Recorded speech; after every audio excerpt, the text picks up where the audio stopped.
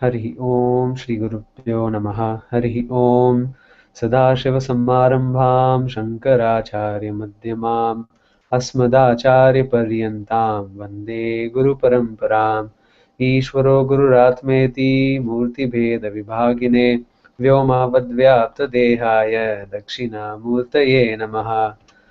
So, hello everyone. This is our 8th session of Dharmika Samvadaha, and today we'll be looking at the topic of Bhakti Yoga. So, just as a quick recap, in the last few sessions we covered the topics of yogas, right? So, first we spoke about Karma Yoga, then we went on to Upasana Yoga and Jnana Yoga, and finally we are doing Bhakti Yoga. So, would any one of you like to quickly give us a review or a recap of the three yogas we saw earlier, just so that we can? There's been a gap like of 14 days, so we can stay connected to the topic.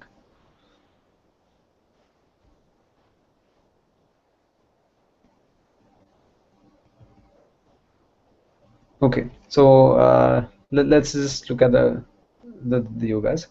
I'll share the screen.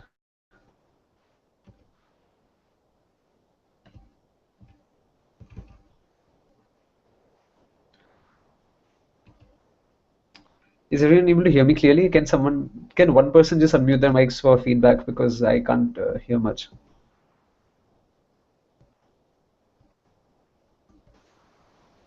Yeah, I can hear properly. Okay, you can hear, right? Okay, cool. So do you want to just go over what we studied last time? Like, Last time we studied Jnana Yoga.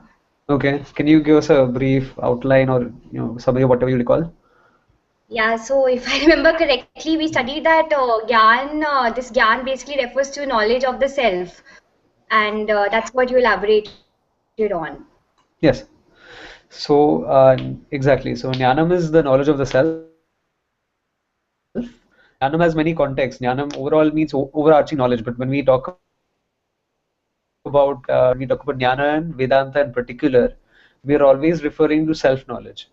So, one quick caveat I wanted to mention. Last time we talked about Jnana, but there's one more area which we can focus on. There are two types of knowledge.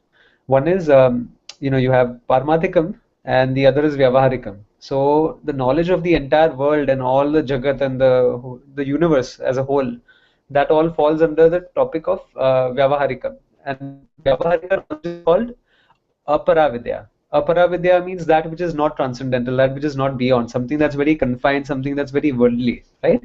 So in areas of knowledge, there can be Paravidya and Aparavidya. So Aparavidya is the knowledge of the world, and Paravidya is the knowledge of the self or knowledge of Brahman. So initially you start with looking at Brahman as something separate from you.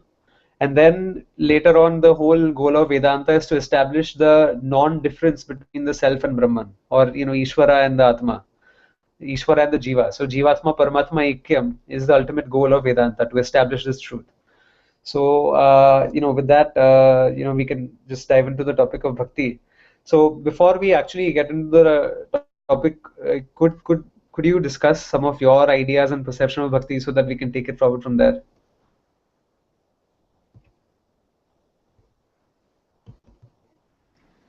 Bhakti is basically devoting oneself towards God. Okay. And what do you achieve with bhakti? What is the purpose of bhakti yoga? Well, moreover, it's for self-satisfaction, Okay. for inner So peace. yes. So you're completely right about the first part, that bhakti is love and devotion towards Bhagwan. And bhakti actually is devotion towards a higher power as a whole, right? So you can also have something like Ishvara Bhakti, you can have Guru Bhakti, you can have bhakti towards your elders, your Matru Bhakti, Pitru Bhakti, and so on. So bhakti is devotion that is directed towards a higher principle. And as we have seen in any area of life, if you look, things flow from high to low. So if you're taking water, it flows from the mountains down into the ocean. And if you look at electricity, it also flows from higher potential. So you have a higher voltage and goes to a lower potential, to a lower voltage. Similarly, if you look at even knowledge, right, it flows from a person who has more to a person who has less. And people say that yahan thandi ho gayi, it's become very cold. It's actually not that the cold of a certain place has come to you, but it's actually the heat that has gone away. The heat is the higher temperature, and it is the heat that leaves, and what is left behind is the cold. The cold fills the empty space that's left behind. So, in our tradition, we recognize this fact that things flow from high to low. And so, devotion can be directed towards any higher principle, anyone that we respect, anyone that we cherish, any elders or Ishvara, and so on. So, even when we take blessings of our elders, we bow down and we touch their feet. So, this is also symbolic that there's something, they put their hands upon our heads and they bless us. So, there is again knowledge which is flowing from them to us, from high to low. So, that's something I wanted to point out. And so, devotion can point, it's love directed towards a higher principle, basically. And now let me actually open the PowerPoint. Yeah. So, bhakti has several meanings. This is the first meaning. First is devotion. And here we are talking specifically towards Ishvara, right? Because what is higher than Ishvara? Nothing. In your Vyavaharika life, you can have your parents. Your parents will also pray. They have parents. They'll have parents, and so on. If you are talking about work and you respect your superiors, you'll have a boss and he'll have a boss. Ultimately, everybody is accountable to somebody else. But the final accountability is all towards Ishvara, right? Everyone has to account towards Ishvara. And so this is the highest form of devotion. And so this is the first meaning of bhakti, which is devotion towards Ishvara. Now, love itself can take three forms: towards the means, towards the end, and towards oneself. So, what is your initial understanding from this statement? That, love can take three forms: the means, the end, and oneself. So, like, how do you understand this?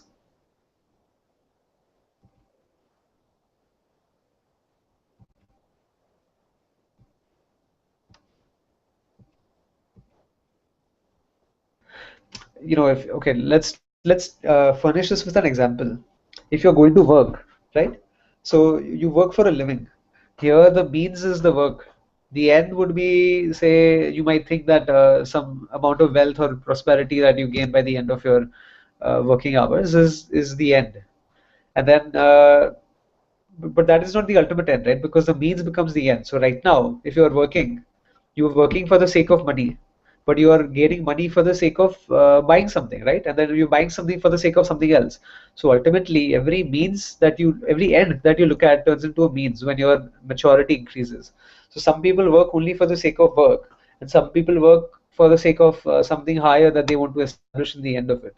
So, ultimately it can be all reduced to the four purusharthas that we have, right? So let's take work for example. You go to work daily, you make money. Some people think that they work because they get money, but that is not the ultimate goal, because money again is used for a purpose, right? If money did not have a usefulness to it, attached to it, then it would be of no use to you in the first place.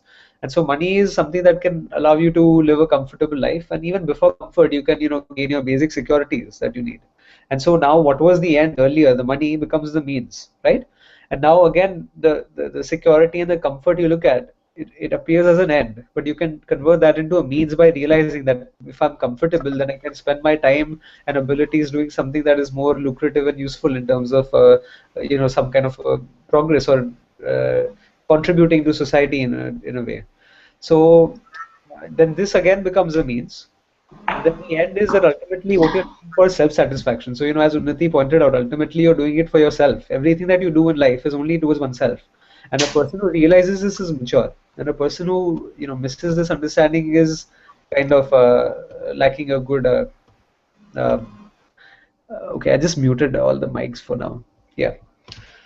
So now love towards the means is the sadhana and the end is the sadhya, but ultimately the end also is for oneself. So whatever I pursue in life is for my own self, right? And uh,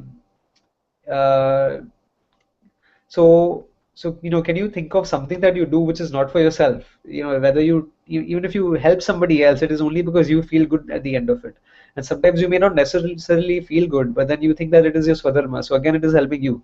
So you have to come to terms with your own self, and these are the three forms that love can take.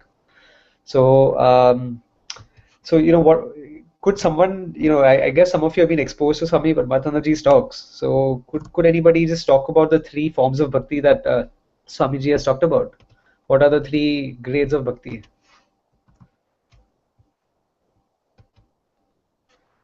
You guys can unmute yourselves for now.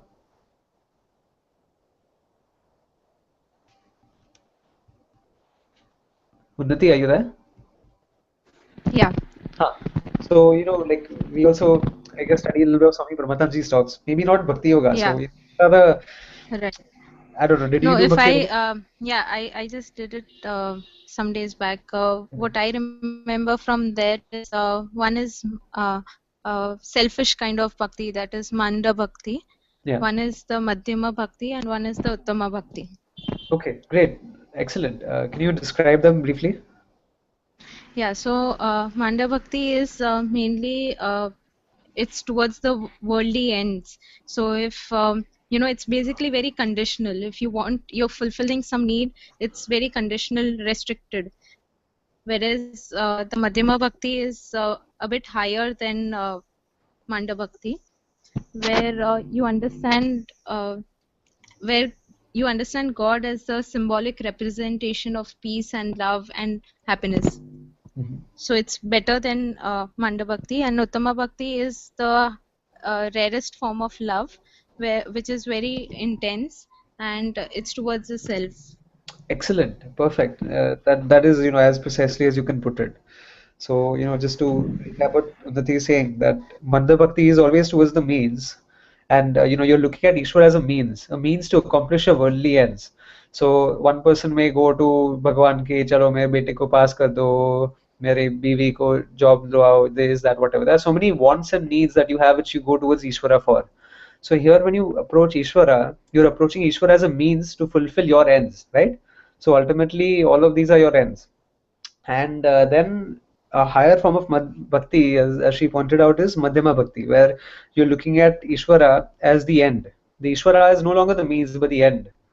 But still, Ishvara is different from you. And then ultimately, the highest form of bhakti is where you're looking at Ishvara as the very self. So, as the very goal to accomplish as well as the ends and so on, everything. Whatever is there is Ishvara. So, these are the three forms of bhakti that you have. Where you're using Ishvara as a tool and then you're using Ishvara as the end, or you're treating Ishvara as the ultimate end to achieve. So, we'll just look at that slide. Screen share, I think is, yeah, got it.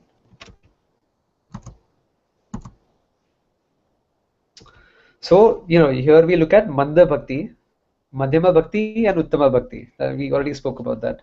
Now, Ishvara plays three roles we look at. So, Unnati, would you also like to talk about the three roles that Ishvara plays? Because you seem to be describing this very well.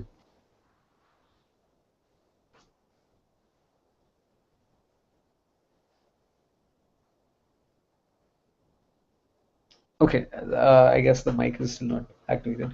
So, first we look at Ishvara as Jagat Karta. I can't hear.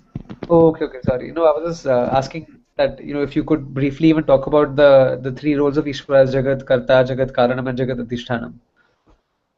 If you recall. Okay, so let me just talk about it, because I think this is connected. I can't hear. Okay, Yeah, no problem. there's some Yeah. problem in connection. So first you look at Ishvara. You look at Ishvara in three ways, right? You look at his roles in three ways. The first is as Jagat Karta. Jagat Karta means the one who creates this Jagat, the one who manifests this Jagat.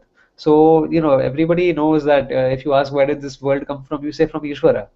Of course, our model of creation is very different. It's completely different from the Abrahamic model, which is the Christian, the Jewish, and the Islamic model. They say that Bhagwan their God created the world from nothing, whereas we say that Ishvara manifested as the world.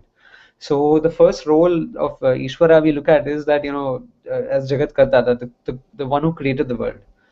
The second, once you mature into your understanding, then you no longer see Ishvara as a creator, right? That is a lower form of understanding. Ishvara cannot create, because then where did the material come from and so on. So there are a lot of logical fallacies involved in this line of thinking. And so then you look at Ishvara as Jagat Karanam. Karanam means cause. So there's a principle in Nyaya, which is logic, which says that the cause will always find its way into the effect. You cannot separate the cause from the effect. The effect will always contain the cause, but not vice versa. So, you will always find traces of the cause and the effect, basically.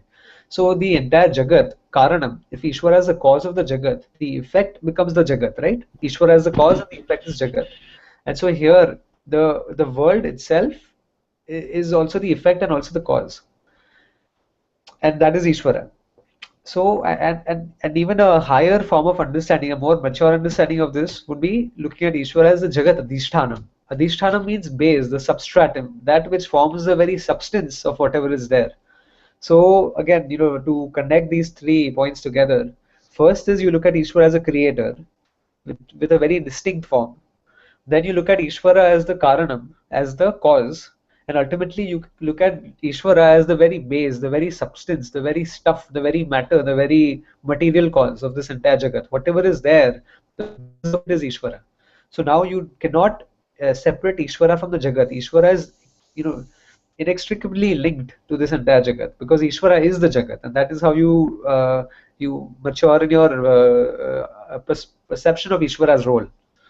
And ultimately, you look at Ishvara's Swarupa. Swarupa is like, what is Ishvara's reality? What is his core? What exactly defines Ishvara, right? So, a very common thing in our traditions, look at Ishvara as Ekarupa. But anyway, before I get into this, any questions so far? Because I realize I speeded through this a little bit.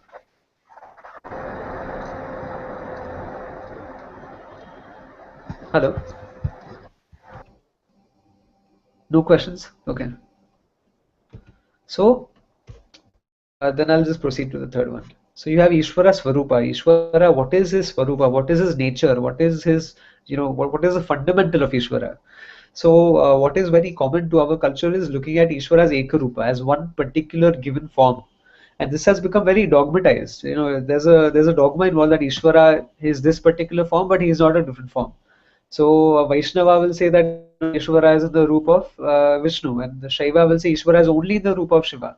And then you'll have Shakta saying that Ishvara is in the roop of Shakti or Mataji. And then you'll have these ISKCONites who are very famous for saying that there is only Krishna, everything else is fake, or everything else is like a secondary form of bhakti. So this has been it is good, there's nothing wrong in that, but it is still a very lower form, a very base way to understand Ishvara's Swarupa. And we need to break free from this paradigm, because all these different forms that we have of Ishvara, the different rupas that he takes, they were only for a particular purpose. So some people may be inclined to one rupa, another person may be inclined to a different rupa, but the Swarupa is only one, and that is something that people usually miss, because now they've turned the rupa into Swarupa, right? So a person who's like from let's take an ISKCONite for instance, he will say that the Swarupa of Ishvara is Krishna.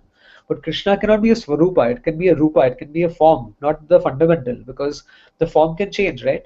Krishna came in time, he was born in time, he left us in time, he came for a particular purpose. Same way you had Rama and you have Shiva and you have Ganesha and so on. So these are different forms that are given to us to suit a different purpose, to suit the temperament of a different individual. Every individual may want to worship Ishvara in a form that is most favorable to him, that is most conducive to his worship. So that is why we have all these different forms of Ishvara that we worship, and ultimately the truth is only one, which is Brahman. But we'll come to that later. So from Ekarupa Bhakti, in your understanding, you transcend to Aneka Rupa Bhakti. Aneka Rupa is where you look at every single form. All forms that are there are nothing but Ishvara's forms. So in Eka Rupa you started with one form. In Aneka Rupa you look at every form as a form of Ishvara.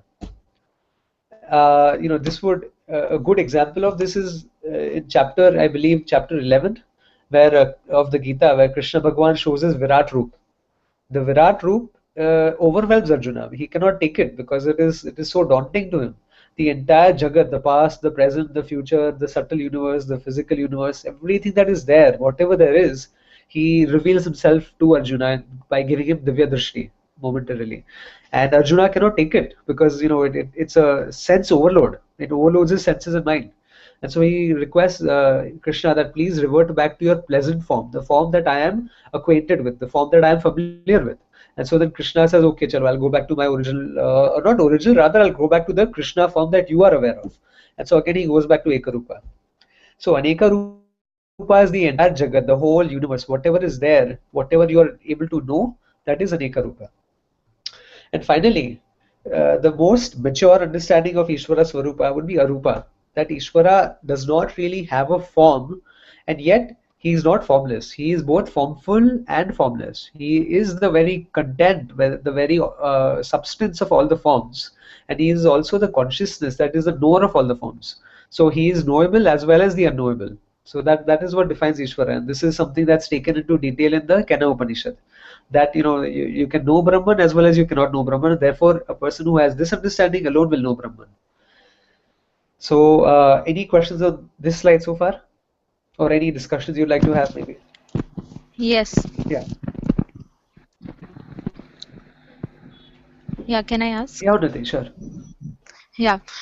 So, as far as I have understood, this Jagat Karta is where you see God as the creator of the world, right? Yes. And when we talk about Jagat Karanam, we see God as God in every object of the world. The whole universe is God, Yes. basically. And if we move on to Jagat Adhisthanam, we see like God as the substratum of the world. So if we move on to this reality, can Yeah. we like dismiss the previous two, like as we move towards the Ishwar's role towards the third one, and now we know the ultimate reality is this, then can we dismiss the fact that God is the creator of the world or God is the cause of the world? That's a very, very, very good question. It's very pertinent to our discussion also, because this question will arise that how do you relate these three roles together, right? Because do you have to dismiss the previous two in order to accommodate the last one? And the answer is no. The previous two get accommodated into it. So let's take a very worldly example. Everybody has gone to school and we've all studied the atomic model, right? Like, what do you call? You have a little nucleus, which is like the sun, and then you have this electron that goes around like a planet, right? You study this in school, and that model is taught, and this is the famous Niels Bohr's hydrogen atom model. But then we know that it is ultimately wrong. The atom is not like a solar system, right? And the nucleus is not like a sun, and the electron is not like a planet. But for a child, this is the best analogy that you can give, and it is a working model, right? It is a contextual working model that is useful to the child for that given purpose at that particular point in time, given his maturity. So all these factors taking into account, his maturity level suits that model very well. And then as you go to graduate school, and then you go to postdoctorate and so on, you learn that, oh, there isn't really an electron that goes around the proton. It's actually a probability cloud. But you cannot expect a child to visualize that, right? You cannot visualize objects as probabilities. But the truth is that on a very small quantum scale, the whole world is nothing but composed of these quantum laws. So when you look at the universe from a very far away point, like from a very telescopic view, then it appears very smooth and appears very causal, right? Cause follows effect very predictably. It's deterministic. The universe from a faraway standpoint is very deterministic. You throw a ball up and then it falls back into your hand. Like, there's no doubt about that. But when you go down into the quantum world and when you look at things on a very subtle level, it's full of probabilities. There's no guarantee where things are. They pop in and out of existence. They just like appear here and then they appear somewhere else and then they go here and there. The only thing you can ever measure about these things is the probabilities. But I'm digressing. So what I'm trying to say is that it depends upon the maturity. Now, as a person has gained a better understanding of these quantum mechanical laws, he's still able to accommodate that child who's going to school, and still he'll teach him the same model, right? He'll still teach him that atomic model, that okay, it's a solar system and so on. But in his understanding, you have to accommodate that there are different people around you who have different maturity levels and different experiences about what they've encountered, and so different things suit them.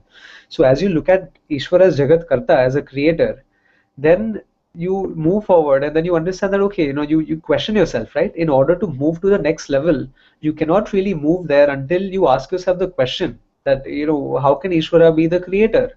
And then you start scratching your head, and then you come across the answer, and then you understand that, acha, Ishvara is the cause. He's the material cause for this jagat, right? And then that satisfies your answer, and yet you can look upon Ishvara as a creator from one perspective. Your perspective here is that you're looking upon the universe as created. And so if you look at the universe as created, then there will always be the creator. But now if you're looking at the universe differently, that, okay, there is no creation after all, then the previous view is accommodated into this. It rather melts into it, right? It's like an ice block that melts into water and becomes more smooth and more defined and more refined. And so now when you look at Ishvara as the material cause as well as the intellectual cause, then things make more sense. And ultimately you move forward, and then you ask yourself the question that, acha, Ishvara is the material cause, and then he's the unmanifest cause, and how does this work out? And then you realize that Ishvara, this Jagat, you talk about the three orders of reality, or the two orders of reality, right? Satyam and Mithya. And then you realize that, acha, Ishvara's truth is actually Satyam, and this Jagat is Mithya. This Jagat is a manifestation of Ishvara, and Ishvara forms the very substantive, the very base, he's even beyond the material and the intellectual cause. He's even beyond the cause and the effect. So in Karta, you look at Ishvara as a creator. In Karanam, you look at him as the cause and effect role. And in Adhishtanam, you break apart those two roles also, right? And now you look at, there is only Ishvara. There is no cause and there is no effect. Because cause and effect are a separation by time, right? What separates cause from effect is only the illusion of time. The passage of time is what appears as cause and effect. So if I throw a ball up, that is a cause, and then it falls back into my hand, that's an effect. But the only thing that is separating the cause and the effect is this so-called notion of time. And so when you realize that the space and time themselves are a manifestation of Ishvara, and this manifestation did not exist in the unmanifest state, it was present in seed form, then you look at Ishvara as the very base, and whatever is there is only Ishvara, and then you are free of this cause and effect relationship also. And now the cause and effect is accommodated into this model as well, right? Because we probably didn't cover this in detail. We'll do that in the 14th talk of Tattvabodha, or 13th talk. But you have Satyam and you have Mithya. Satyam is the absolute reality, and Mithya is the relative reality. Within the relative reality, you have all sorts of transactions. You have causes and you have effects. You have material causes, you have intellectual causes, you have transformations, you have changes, you have all these various names and forms. And then when you look at Satyam, it all resolves into one ultimate truth, which is Satyam Jnanam Anantam Brahma. And so here, when you look at Ishvara as a Jagat Adhishtanam, you're looking at the Paramarthika model, and we're looking at Ishvara as a Jagat Karanam and Jagat Karta, you're looking at the Vyavaharika model. So so Satyam does not negate Mithya. Satyam accommodates Mithya. Satyam is the base, the Adhishtanam for Mithya. And that is why as you go from one to the other, you will see that each of them are accommodated in the next one.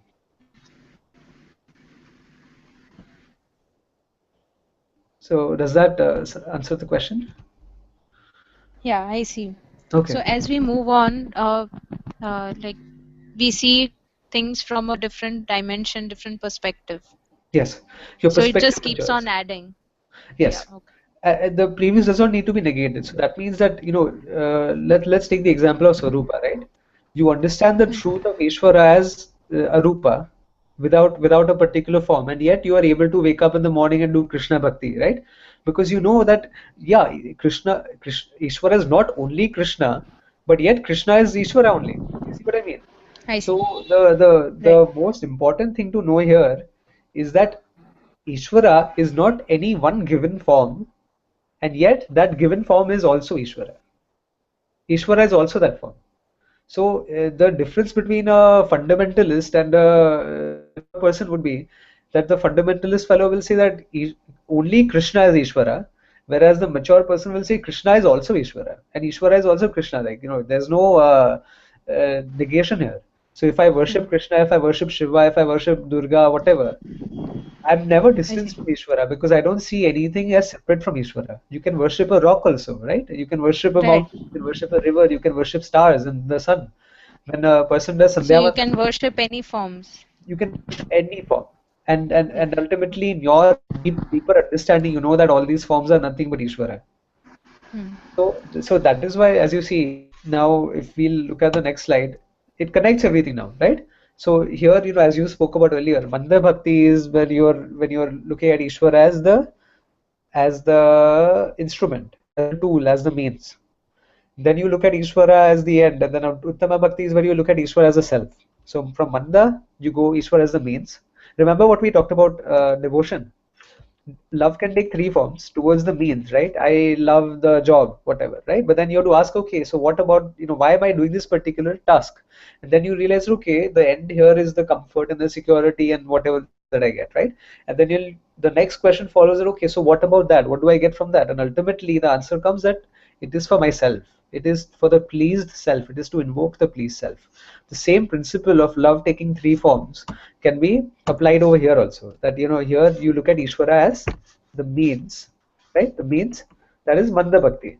You look at Ishvara as the end, that is Madhyama Bhakti. And you look at Ishvara as the very self, that is Uttama Bhakti. And so this is how to connect this to your pursuits also in life. That first Ishvara, I want to take Ishvara as a means to accomplish my other goals. Ki mere bete ko pass kar do. Then I look at Ishvara as the very end, that okay, Ishvara, I want only you. I don't want anything else. I want you. I want you. I want you. This is my devotion towards you. And then ultimately you realize that, when I say I want Ishvara, all I want is really the pleased self. And so whatever I do is for the self. And this is Uttama Bhakti. When you look at Ishvara as yourself, because the ultimate end to accomplish is yourself, right? Ishvara is not something separate from you.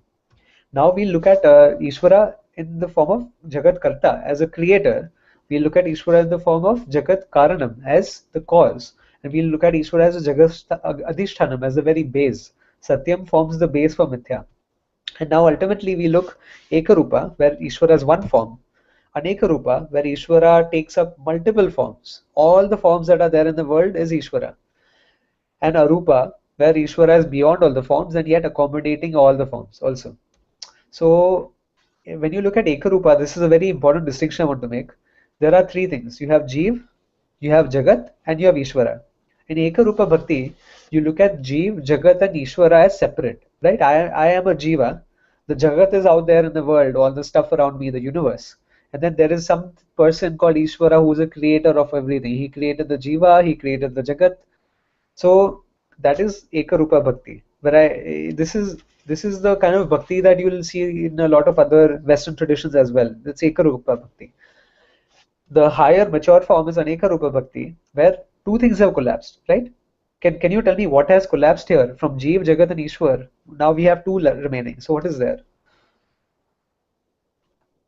Aneka Rupa means all forms are Ishvara, right? So Jagat and Ishvara have become one, right? So now there is only a duality between the Jiva and Ishvara.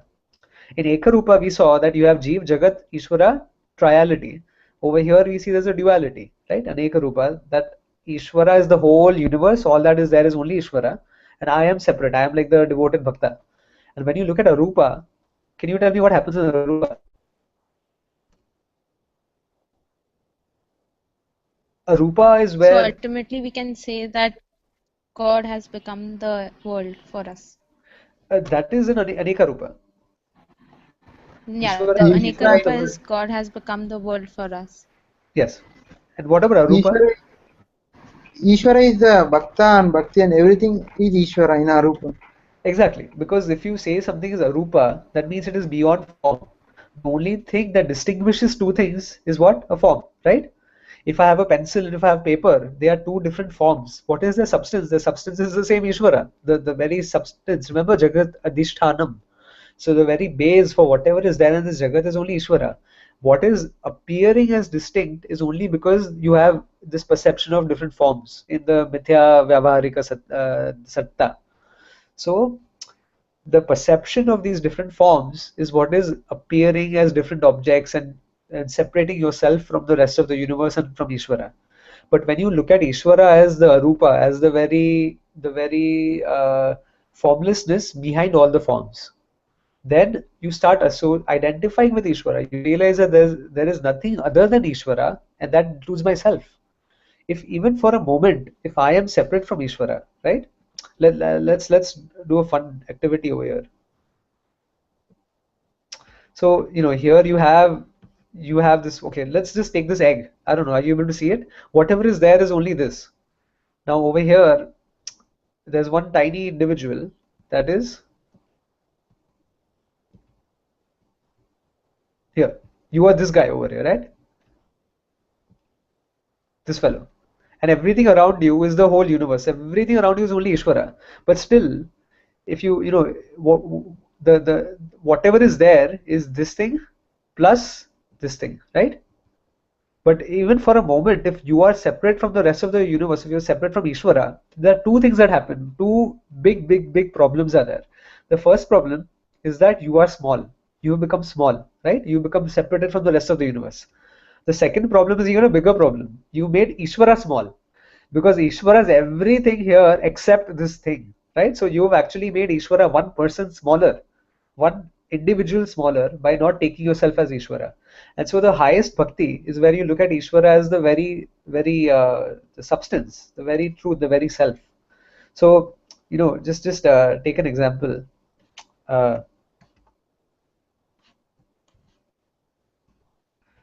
You have self. My handwriting is terrible, sorry. Oh my God, I should not even try this. And then you have Ishvara.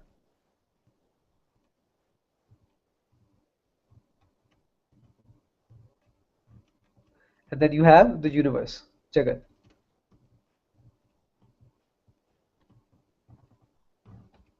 In Ekarupa Bhakti, all of these are separate. Self is different, Ishvara is different, and Jagat is different. Here, Ishvara is one form. He might be Shiva, he might be Krishna, whatever. In Aneka Rupa Bhakti, self is different. Why doesn't this change? Okay. Yeah. Self is different. And Ishvara and Jagat have become one. Right? And ultimately in Arupa Bhakti, everything is one. And so here what you fulfilled is not only yourself, but you also fulfilled Ishvara. You've completed Ishvara and you've completed yourself. And therefore Arupa Bhakti is the highest form of Bhakti. Same way, it's the highest Swarupa it's the ultimate Swarupa of Ishvara. So Manda Bhakti is the lowest form of Bhakti. Uttama Bhakti is the highest form of Bhakti. Jagat Karta is the lowest role of Ishvara. Jagat Adhishtanam is the highest role, because you realize that it's not a role any longer, right? A role refers to a particular action, to a particular individual and so on. But here it's beyond the role. Here Uttama Bhakti is beyond the Bhakti. It's beyond the devotion. And Arupa is also beyond the Rupa. So Arupa is that which is beyond Rupa. And what is beyond the Rupa is the Swarupa. So the ultimate Rupa of Ishvara is not Ekarupa, it's not Aneka Rupa, but it is Arupa, which is his very Swarupa. And the Swarupa of Ishvara is the same as the Swarupa of the self. So this is what we understand as Bhakti. So now the second meaning of Bhakti is a course of discipline, right? So we looked at the first meaning, which meant devotion. But here we are looking at the term Bhakti Yoga. And Bhakti Yoga conveys the idea that it is a course of discipline to achieve an end. A discipline, the sadhana, will always achieve an end, which is a sadhya. And here, as we repeated several times, the sadhya is always moksha. Moksha is the ultimate goal. A person who accomplishes this goal is a siddha.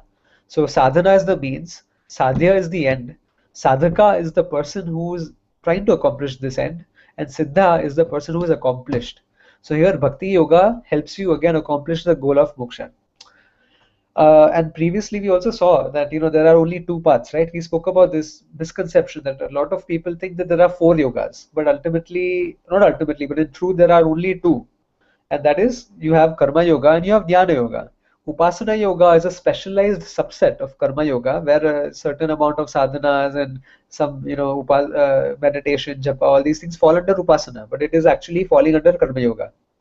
So now we encounter a new term, Bhakti Yoga. And is Bhakti Yoga separate? No, it actually is the essence of all of them. It encompasses them all. So in Karma Yoga, we saw that you have the Pancha Maha Yagnas, right? If anybody recalls those things, you can refer back to the previous talk. And it is also the attitude with which you perform your actions. So you have Ishvara Arpana Buddhi, where I perform all my actions with an attitude of dedicating them to Ishvara. And then Ishvara Prasad Buddhi, where I have the attitude of receiving all results as prasada from Ishvara. And Upasana Yoga, we saw that you integrate your three personalities together. If you recall, your speech or your physical body, your speech, and your mind. So by integrating these three together makes you a very integrated and a whole person. And so this is Upasana Yoga, which again falls under Karma Yoga. And then we saw Jnana Yoga as inquiry into your own nature. And to ultimately, his goal is to identify your Swarupa as the Swarupa of Ishvara. And this is accomplished through Shravanam, Mananam, and Nididhyasana. So in all of these three yogas, you see that we've intertwined Ishvara inside, right? We've involved Ishvara here. So Karma Yoga, actions towards Ishvara. This, meditate upon Ishvara. Here, identify as Ishvara. And so Bhakti pervades all of these things. Bhakti is the attitude, the discipline which pervades all of these things, because whatever you do it with devotion, and you do it with the intention that I want to achieve the ultimate goal of moksha. And so Bhakti pervades these three. Bhakti is not only ki acha chalo, I have gone to the temple and I have done prayers to Ishvara, and therefore that is Bhakti. That is a very low understanding of Bhakti. The higher understanding of Bhakti is where it is pervading the three yogas, and more classically speaking, the two yogas, Karma and Jnana. So any questions here so far, or would you like to discuss any topics?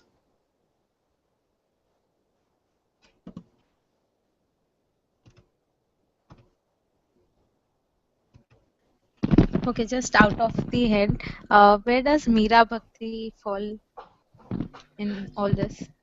So we cannot know what's inside her head, right? So Mirabai, but see, that's the beauty here, because when we looked at the three forms of bhakti, Ekarupa, Anekarupa, and Swarupa, the last one will always accommodate the previous ones, right? So even after knowing that you are Brahman, you can still worship Krishna, you can still worship Shiva, you can still worship whoever. right. And so we don't know what attitude Mirabai was worshipping Krishna with. Was she looking at Krishna, the Jagat, and herself as different? Was she looking at herself and Krishna being the whole Jagat as different? Or was she looking at herself and Krishna as the very same? If the latter, then definitely she was a jnani. If the former, then definitely she was a great bhakta and an example for the rest of us, and we have to follow her example towards bhakti and be more devoted towards Ishvara like she was. But we cannot really tell what is inside a bhakta's heart and what is inside a bhakta's mind, right? Because we don't know what level Right. they are at. It is completely personal to them. So, if I'm going to the temple, nobody can know if I'm looking at myself as the murti. Nobody can tell that. So Yeah. it's very hard to know.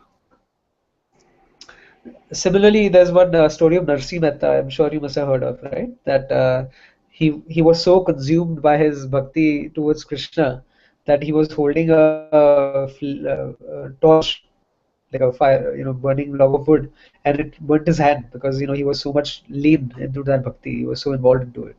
And so again, that can be looked at in very different ways. That was he actually, so lost in the truth that I am none other than Ishwar that I burnt my hand, or was it something else? We don't know. So usually, when we use examples of Mirabai, when we use examples of Narsi Mehta and all the great devotees that have been through, as part of our civilizational discourse, we look upon them as inspiration, but it is impossible for us to determine whether they were at a certain level or not. All we know is that what they did was the right thing, and we all have to follow their example. There's no other way to really approach the situation. I see. Thanks. So we still have like 15 minutes left, and I've run out of slides for everyone. So, if you would like to discuss any other topics or clarify what we spoke about.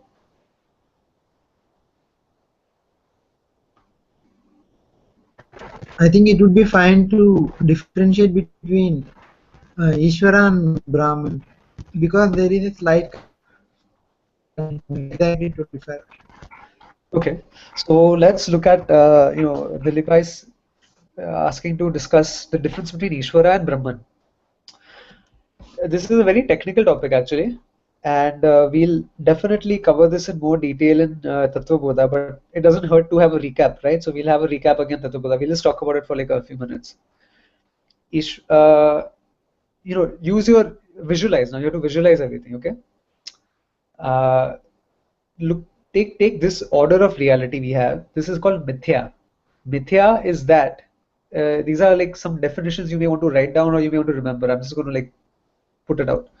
So mithya is that which changes in time. It can be negated. it can be reduced further. So, whatever is there in Mithya world can be reduced into its substance, into its lower, more fundamental substance. So if I have a phone, right, and I can chop it down into many pieces, and then I can bring it down to a molecular structure. I can bring it down to an atomic structure. You can bring it down to its quantum nuclear structure, and so on.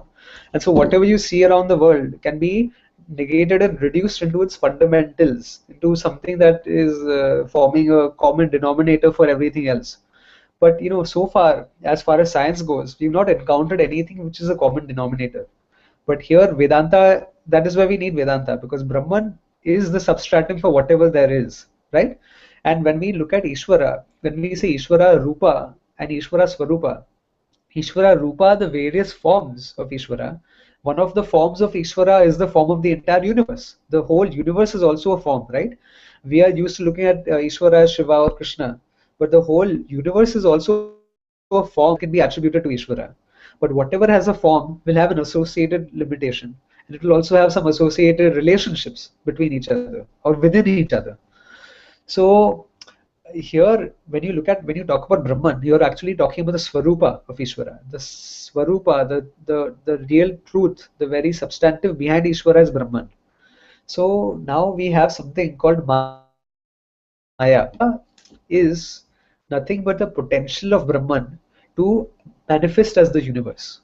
So when you look at Ishvara, this is again a perspective, which you have to remember that all we spoke about were different perspectives that you mature yourself into. So one perspective is where you look at the universe as real. The other perspective is where you look at the universe as transactional. And it has a different truth. It has a higher truth. The truth of it all is Brahman.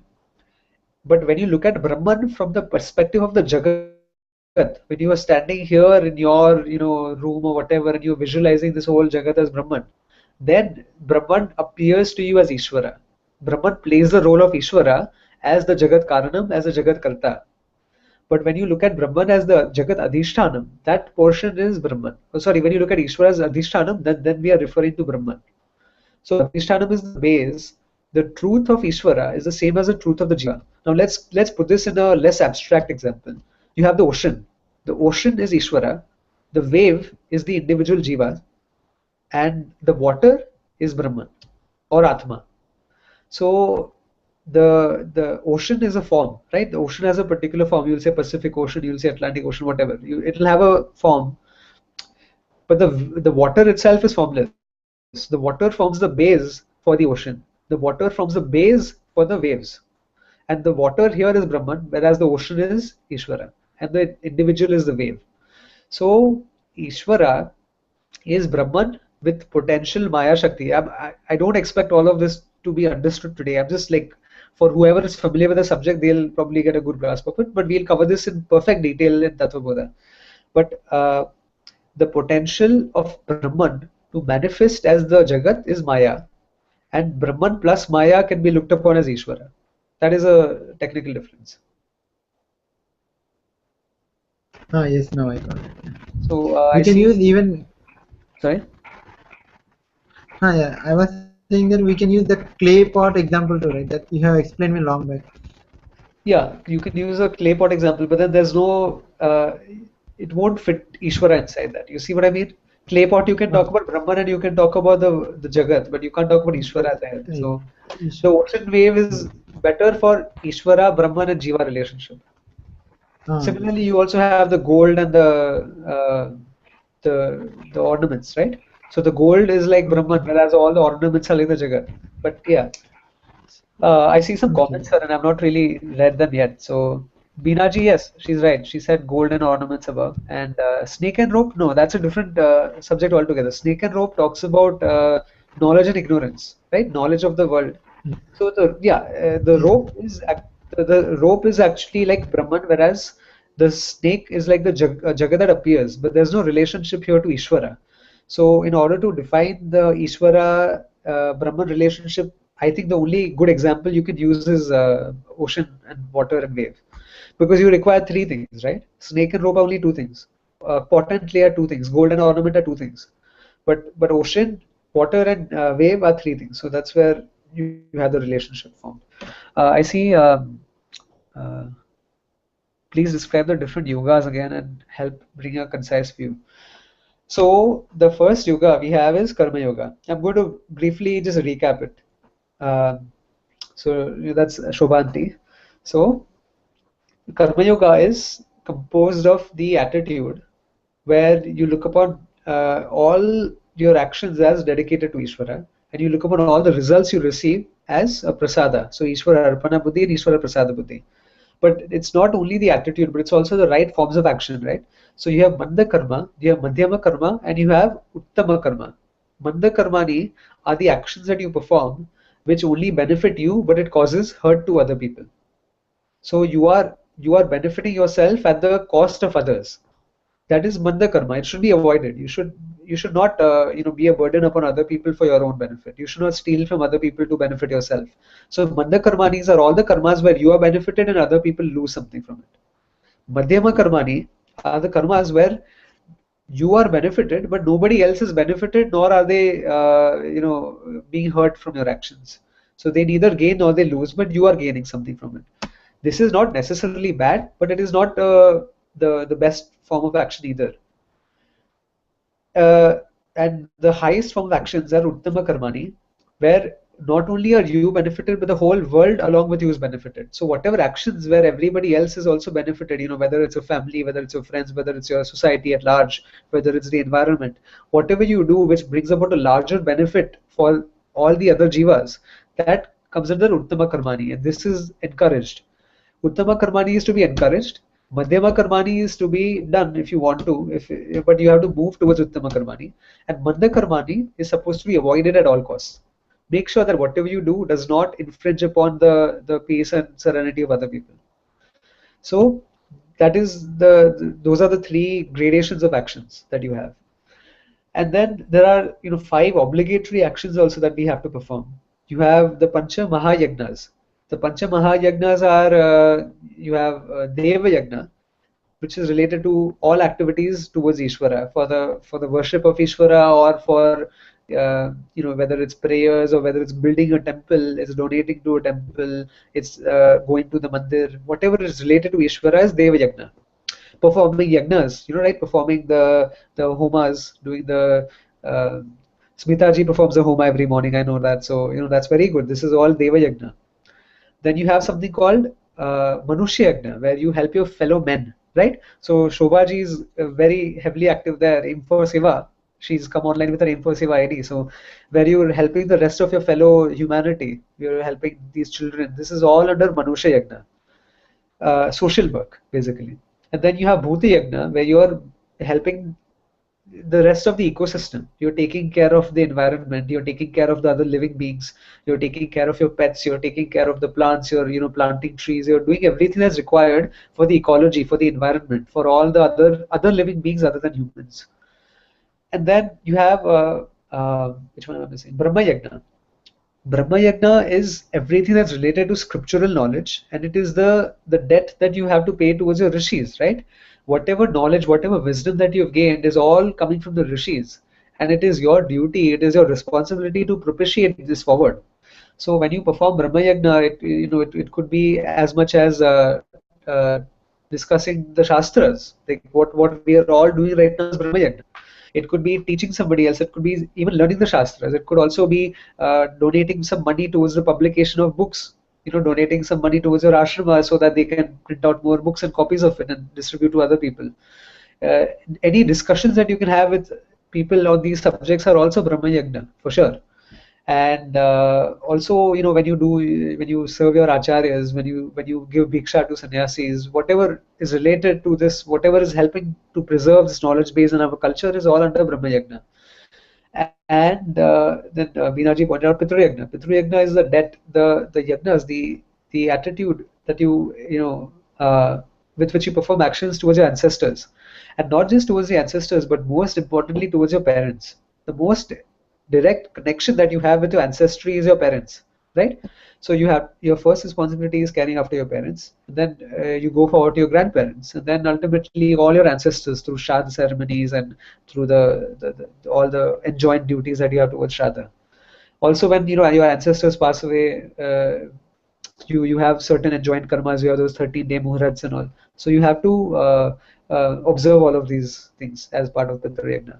So these Panch Mahayagnas put together form the right set of actions that one should obligatorily perform.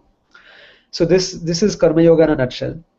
If we look at Upasana Yoga again, we saw that it's a conditioning program, right? Everybody goes through this conditioning program. You have classes for it also, like you have speech development and so on. But this is a different kind of conditioning, where you're conditioning your physical body, your speech, and your mind to be one integrated whole, one unit, to work in congruency with each other. So, things such as speaking the truth and not hurting other people, and uh, having healthy habits regarding your body. You wake up on time, you eat on time, you eat the right kind of food, you sleep on time, you observe all these daily disciplines that you have. That is like physical conditioning. The things that you say, how truthful you are in your speech, that is all again speech discipline. And then how clean are you in your mind, what the meditations that you do, the japa and so on, this is all under mental discipline. So whenever you're disciplined on all these three levels, there is it's able to correspond well with each other. They are able to communicate well. Your physical body, your mind, and your speech are not at odds with each other, right? Because sometimes, whom will you call a hypocrite? A hypocrite is a person who believes one thing and does another. So this is again an incongruency. So the goal of Upasana Yoga is to make you a congruent person. And then we spoke about Jnana Yoga last time, that you have Shravanam, Mananam, and Nididhyasanam. And then we also saw the 6 pramanas, right? The means of knowledge. You have Pratyaksha pramana, which is your direct sensory perception.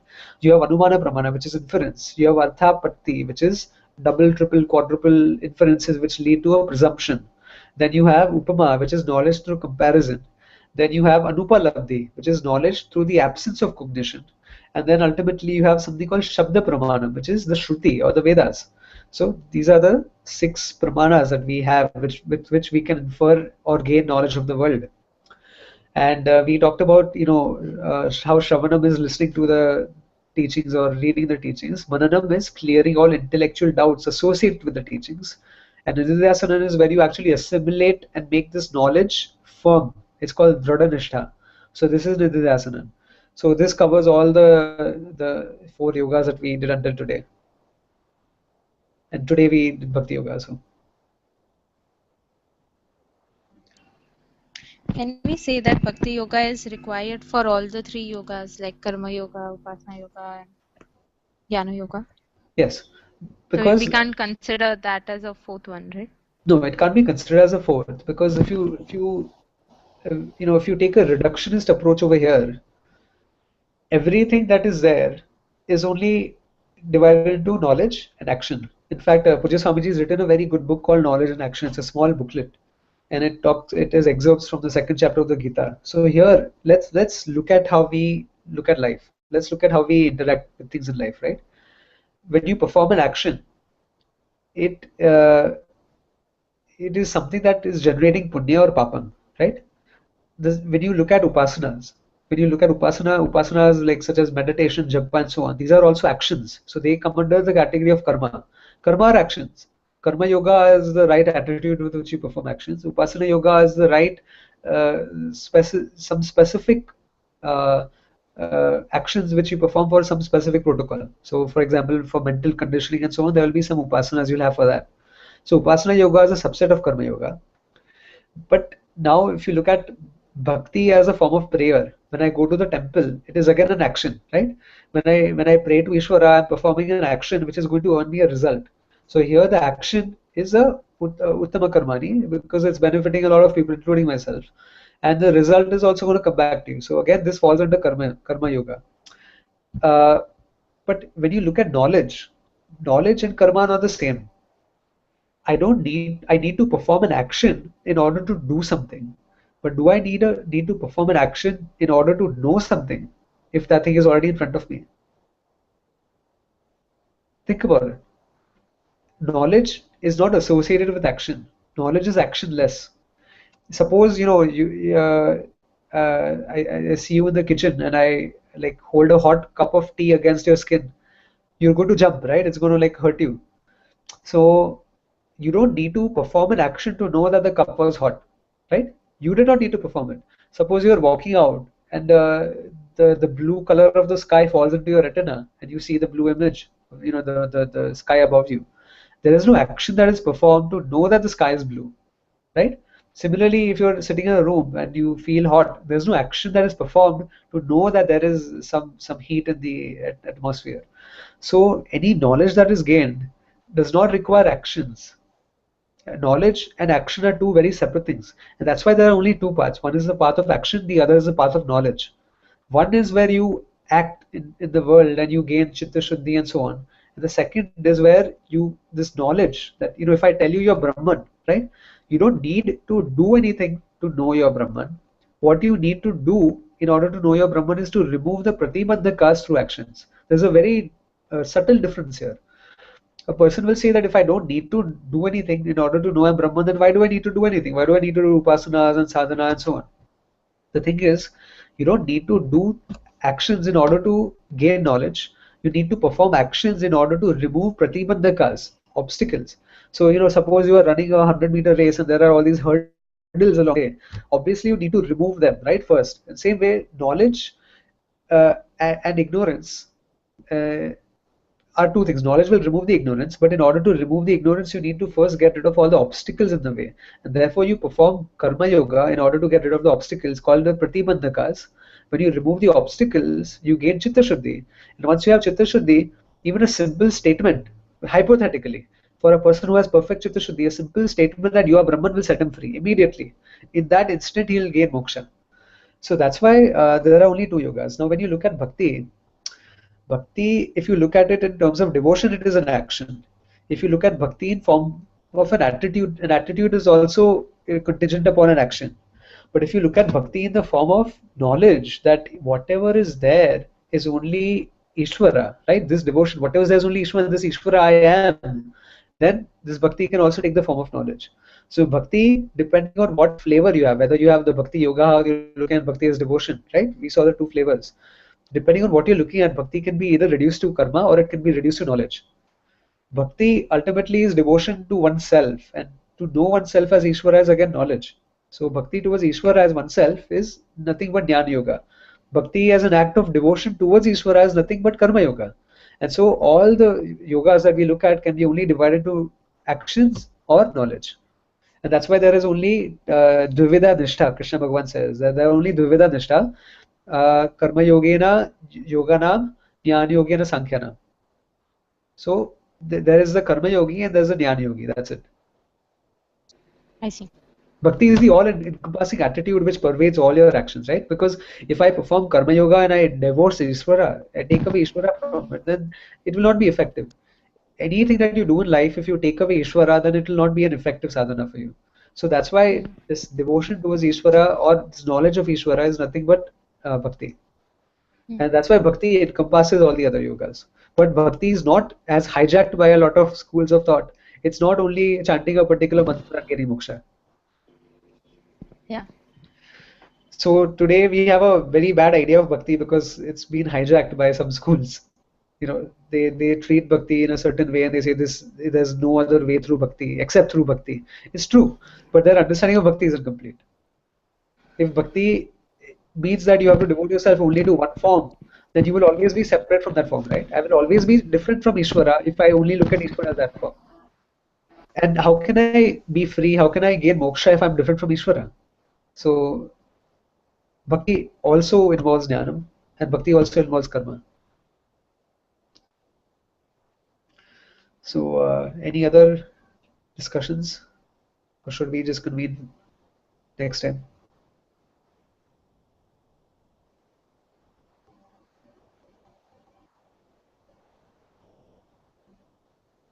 Okay, so I guess we can wrap up for the session. And so this was actually the last talk we have for Intro to Vedanta. And from next time onwards, we'll be looking at Tattvabodha. So these 8 sessions were forming a very strong base for all of you and myself as well, so that we can be prepared for the knowledge that is to come. And next time we'll look at Tattvabodha. I'll actually give a little bit more info about how Pujya Swamiji started teaching Tattvabodha the first time, because Tattvabodha was not a very popular text until he took it up. It was all thanks to him that we discovered this hidden gem. It was unknown until then. Nobody ever taught Tattvabodha until Pujya Swamiji started it.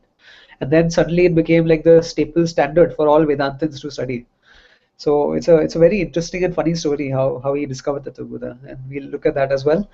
The next 8 classes we'll have will be focusing on so you have the sadhana chatushtaya, which is the fourfold discipline, or the fourfold qualifications rather, that a person needs to have in order to make progress with this knowledge as a qualified student.